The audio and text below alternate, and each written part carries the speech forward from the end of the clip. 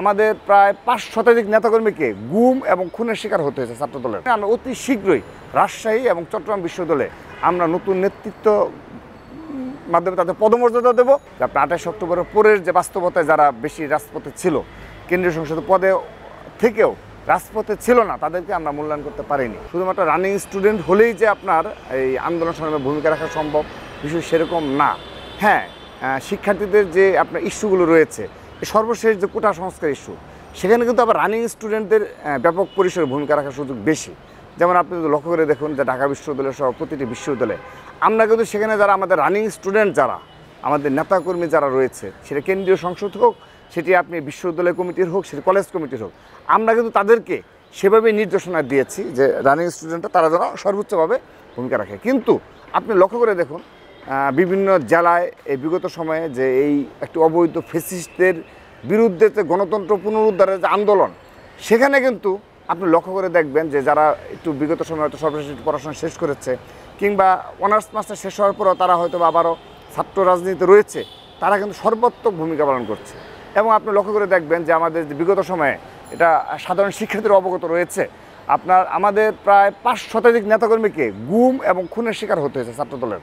তাহলে এই যে এত সংখ্যক বিপুল সংখ্যক নেতাকর্মী গুম এবং খুনের শিকার হলো, তারা তো সবাই রানিং স্টুডেন্ট না।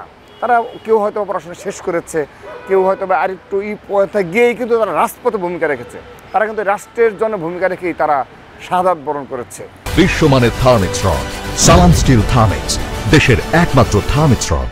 জগন্নাথ বিশ্ববিদ্যালয়, বেসরকারি বিশ্ববিদ্যালয় এবং আপনার আমাদের ঢাকার যে 5টি ইউনিট রয়েছে college, Dhaka college, Tejgaon college, Titumir college, কবি নজরুল এবং বাংলা কলেজ, তাদেরকে কিন্তু আমরা পদমর্যাদা দিয়ে দিয়েছি। সহসভাপতি, যুগ্ম সাধারণ, প্রেসিডেন্ট সেক্রেটারি, তাদেরকে অনার করেছি এবং তারাই আমাদের অন্যতম প্রধান শক্তি এই সংগঠনের। ঠিক একইভাবে রাজশাহী এবং চট্টগ্রাম বিশ্ববিদ্যালয়ে আমাদের নির্দিষ্ট পরিকল্পনা রয়েছে। আমরা অতি শীঘ্রই এই দুটোর নতুন কমিটি হয়তো গঠন করব। সে কারণে নতুন কমিটি গঠন করার পর ঢাকা বিশ্ববিদ্যালয়, রাজশাহী বিশ্ববিদ্যালয়, চট্টগ্রাম বিশ্ববিদ্যালয়, তাদেরকেও এইভাবে আমরা পদমর্যাদা দেবো এবং যারা কিছু সংখ্যক নেতাকর্মী যারা বাদ পড়বে তাদেরকে আমরা কেন্দ্রীয় সংসদে নিয়ে এসে করবো। এটি আমাদের সুনির্দিষ্ট পরিকল্পনার অংশ হিসাবে আমরা করেছি। এখানে আমাদের সংগঠনের কিছু অভ্যন্তরীণ বিষয় রয়েছে।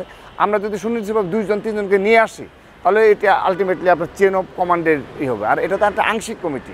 সেই কারণে আমরা অতি শীঘ্রই রাজশাহী এবং চট্টগ্রাম বিশ্ববিদ্যালয়ে আমরা নতুন নেতৃত্ব মাধ্যমে তাদের পদমর্যাদা দেবো এবং যারা উল্লেখযোগ্য সংখ্যক নেতাকর্মী বাদ পড়বে, মানে যাদের প্রেসিডেন্টের পদপ্রত্যাশী হয়তো মনোনীত হবে না, তাদেরকে আমরা কেন্দ্রীয় সংসদে প্রদান করব। খুবই দুঃখজনক একটি কথা যে পদ বাণিজ্য, আমার মনে হয় আমার সংগঠনের যারা পদবঞ্চিত হয়েছে তারাও কখনো এই ধরনের মিথ্যাচার করবে না, আমি এটা ব্যক্তিগত বিশ্বাস করি। আমি আপনাকে আবার স্পষ্টভাবে বলছি, যারা পদবঞ্চিত হয়েছে, যারা বিক্ষুব্ধ, তারাও আমার মোহাম্মদ রাকিবুল ইসলাম রাকিব সম্পর্কে বলতে পারবো না যে 1 কাপ চা খেয়েছি কোনো। আমি আপনাকে স্পষ্টভাবে বললাম, আমি আপনাকে শতভাগ নিশ্চয়তা দিলাম, এই কমিটিতে আমি সভাপতি মোহাম্মদ রাকিবুল ইসলাম রাকিব 1 কাপ চাও আমার কোনো নেতাকর্মী খাওয়াতে পারেনি বলে আমি আপনাকে শতভাগ আশ্বস্ত করলাম। এখন এগুলো তার প্রমাণ তো আর ওভাবে দেওয়া যায় না। আর আরেকটি বিষয় বলে, আমরা এমনভাবে আসলে নির্যাতিত, আমরা আমাদের যারা কেন্দ্রীয় সংসদে যারা রয়েছে, হ্যাঁ, তারা তো অধিকাংশই তো আলটিমেটলি রাজপথ থেকে বেড়ে ওঠে নেতৃত্ব, এবং এদের সবারই কিন্তু লাস্ট কমিটিতে পদ ছিল। তাদেরকে কিন্তু আমরা নিয়ে এসেছি, এমন না যে হঠাৎ করে নিয়ে আসা হয়েছে। এই 260 জনের অধিকাংশই সর্বশেষ যে আমাদের কেন্দ্রীয় সংসদ কমিটি ছিল সেখান থেকেই আমরা এখানে পদায়ন করছি। কেউ একটু হয়তো বা আপনার পারফরমেন্স ভালো ছিল, কেউ হয়তো বা তার পদে উন্নতি হয়েছে। আপনার 28 অক্টোবরের পরের যে বাস্তবতায় যারা বেশি রাজপথে ছিল, কেন্দ্রীয় সংসদ পদে থেকেও রাজপথে ছিল না, তাদেরকে আমরা মূল্যায়ন করতে পারিনি। এই এখন আরেকটি বিষয় এখানে আসছে যে হয়তো বা 260 জন, আমি সভাপতি, আমি কমিটি করার সময় গিয়ে কিন্তু আমি সবাইকে বুঝতে পারছি যে হ্যাঁ রাজপথে নাই অধিকাংশ ছিল। এখন আপনি যদি আমাকে ঢালাওভাবে জিজ্ঞেস করতেন, আমি কিন্তু বলতে পারতাম না। একইভাবে যারা আমার সম্মানিত নেতৃবৃন্দ রয়েছে তারাও বলতে পারবে না যে কে মাঠে ছিল, কারণ তার হয়তো একটা নির্দিষ্ট সংখ্যক ধারণা আছে, আইডিয়া আছে যে এরা মাঠে ছিল, সোশ্যাল মিডিয়া অ্যাক্টিভ, বিভিন্ন কারণে অ্যাক্টিভ, তার সম্পর্কে তার সাথে কানেক্টেড বলতে পারবে। কিন্তু আমি নিশ্চিত করে বলছি, কেউ এই 260 সম্পর্কে সুনির্দিষ্টভাবে বলতে পারবে না যে এই মাঠে ছিল, এই মাঠে ছিল না। কারণ হলো এটা খুবই ভেরি ডিফিকাল্ট। কারণ আমারও অনেক ধারণা ছিল যে এরা মাঠে ছিল না, কিন্তু পরবর্তীতে যখন আমাদের কাছে ডকুমেন্ট সহ দাঁড় করিয়েছে তখন তাকে আমরা রাখতে বাধ্য হয়েছি। কয়েকজন নয়, একজন সম্পর্কে আপনি সুনির্দিষ্ট, গোলাম কিবরিয়া, হ্যাঁ, আমরা সব কিছু অবগত রয়েছে। সে ঢাকা বিশ্ববিদ্যালয়ের 10-11 সেশনের স্টুডেন্ট, এবং গোলাম কিবরিয়া আমাদের খুবই নির্যাতিত একজন ছাত্রনেতা ছিল।